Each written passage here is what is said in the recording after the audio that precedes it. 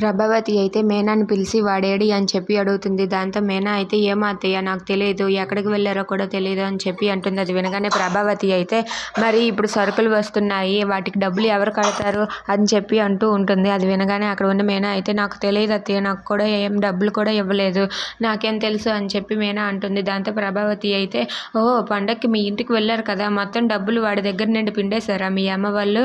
దీపావళి పండుగ కని పిలిచి వాళ్ళు అవి ఇవి వాళ్ళ వాళ్ళ బాధలు ఇబ్బందులు అన్నీ చెప్పి నా కొడుకు దగ్గర డబ్బులు గుంజేశారు కదా అని చెప్పి అంటూ ఉంటుంది. అది వినగానే మీనా అయితే ఒక్కసారిగా చాలా బాధపడుతూ ఉంటుంది. అత్తయ్య మేము మరీ అంత దిగజారిపోయలేం అత్తయ్య అని చెప్పి అంటుంది. అది వినగానే అక్కడ ఉన్న ప్రభావతి అయితే ఎవరు దిగజారిపోయి ఉన్నారో అర్థమవుతుంది, అయినా పండుగకి పిలిచి అలా డబ్బులు గుంజేస్తే ఇప్పుడు వాడి దగ్గర ఏముంటాయి, అయినా పెళ్ళంతో పాటు పడి ఇంట్లో తినడానికి సిగ్గుండాలి, ఒక రూపాయి కూడా పెట్టకుండా అని చెప్పి ప్రభావతి అంటుంది. అది వినగానే మీనాకి చాలా కోపం వచ్చి అత్తయ్య మాటలు మర్యాదగా రానివ్వండి అని చెప్పి అంటుంది.